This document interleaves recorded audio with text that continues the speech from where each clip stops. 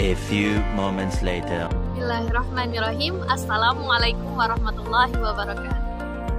Hai Sobat Hiwar semua, perkenalkan nama saya Arika Dea Fahira dari jurusan Usuluddin tingkat 3. Pada kesempatan kali ini, saya akan membahas sebuah tema menarik dengan judul Berdaya dan Berkarya untuk Indonesia. Oke, Indonesia adalah tempat di mana saya dilahirkan, dibesarkan, dan juga dikembangkan. Ya, benar sekali, Indonesia adalah ibu bagi saya. Berbicara tentang pemuda, sebenarnya apa sih tugas pemuda? Apakah pemuda itu hanya belajar saja, menghafal saja, atau masih menjadi beban bagi orang tua? Oh, jadi pemuda adalah seorang yang memiliki peran penting untuk sebuah negara. Baiknya pemuda di masa sekarang adalah cerminan negara di masa depan. Dan begitu juga sebaliknya. Apabila pemudanya tidak baik, banyak melencengnya, maka negara pun tidak akan baik karena pemuda adalah pewaris bangsa. Lantas, apa yang harus kita lakukan sebagai pemuda? Yang harus kita lakukan adalah berdaya dan berkarya untuk Indonesia. Bagaimana cara kita berdaya? Yang pertama, kita harus mengasah kemampuan kita. Kita harus selalu mengembangkan kemampuan kita. Tidak hanya dengan belajar saja, membaca saja, tidak hanya dengan menghafal saja, tapi kita juga harus mengembangkan karakteristik kita sebagai pemuda. Kita harus bisa berbaur dengan masyarakat, berlatih manajemen keuangan, berlatih menjadi seorang yang mandiri. Begitu juga dengan berorganisasi atau berbaur dengan orang lain. Lantas, apa saja yang harus kita lakukan?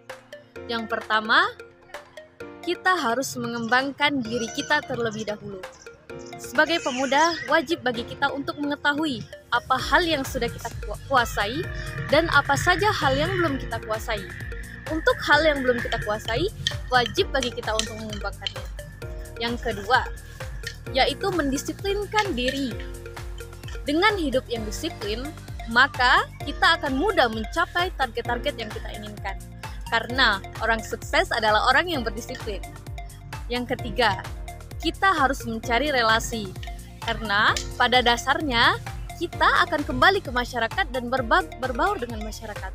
Jadi, penting bagi kita untuk mencari relasi yang luas. Yang keempat, menanamkan rasa empati dan kepedulian terhadap lingkungan. Pemuda yang tangguh bukan hanya ia yang tangguh secara mental, tetapi ia yang memiliki hati yang empati terhadap lingkungan. Allah berfirman dalam Al-Quran, ayat Al-Ma'idah, surat Al-Ma'idah ayat 2, yang artinya, dan tolong menolonglah kamu dalam mengerjakan kebaikan dan takwa. Orang yang memiliki rasa empati terhadap lingkungan akan tumbuh menjadi seseorang yang tangguh, karena ia tidak hanya egois dengan dirinya sendiri. Yang ketiga, menanamkan ketahanan mental. Ketahanan mental adalah kondisi ketika seseorang dapat bersabar dalam menghadapi suatu masalah dan tekanan. Bagaimana cara membangun ketahanan mental ini? Yang pertama, dengan mendidiknya untuk selalu bersikap sabar. Yang kedua, mendidiknya untuk pantang menyerah. Dan yang ketiga, selalu berdoa kepada Allah. Dan yang ketiga, membangun lingkungan yang positif. Lingkungan yang positif sangat-sangat diperlukan untuk menciptakan pemuda yang baik. Maka dari itu, perlu kita untuk memperhatikan lingkungan kita, masyarakat kita, di mana tempat kita berada. Qala Rasulullah sallallahu alaihi wasallam, almar'u ala dini ahihi falyandur ahadukum man yukhalil, yang artinya seseorang itu tergantung dengan agama temannya. Maka hendaknya salah satu di antara kalian melihat siapa yang ia jadikan teman.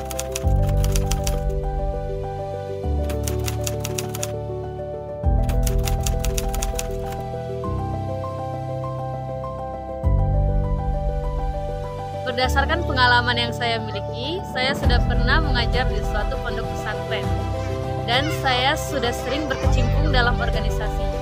Jadi, cita-cita saya adalah untuk menjadi seorang pengajar, ya seorang dosen yang bisa melahirkan generasi-generasi hebat, pemuda-pemuda hebat yang berkarakteristik dan juga berpengetahuan luas. Jadi, sebelum saya memperdayakan orang lain, saya pun perlu berdaya.